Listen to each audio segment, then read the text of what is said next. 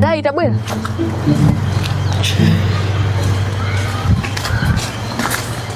Mbona kuza kuli ndi mimba?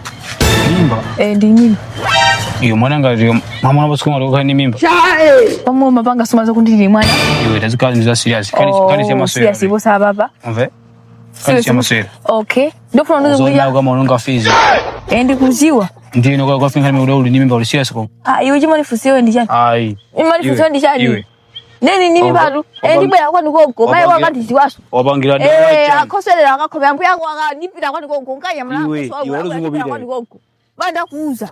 Kupusa ba. Sono ugari zomusa ndekulishani. Kani ndiyo moya ndipita kwani konko. Bwana ine iya. Kosimba dana nani. Eh. Sha. Bwana Yesu. Baso ndeza vuda hapo kama. Ndafanya kajara kulitaka unonga suruba. Wakulu. Tufule usama hatu bano ino kimene avutira si. Ara umuzungu ataya.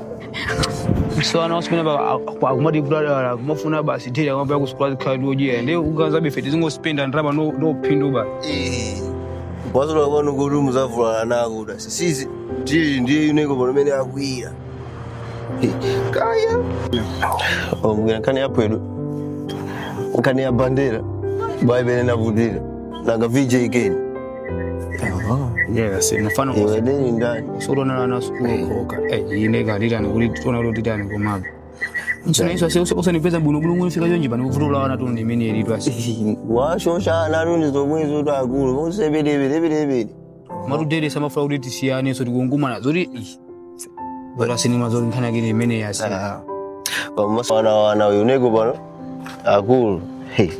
Aya. Kya bafuru mu dumu ne apa deni tuna tirana. Okay. Hey man.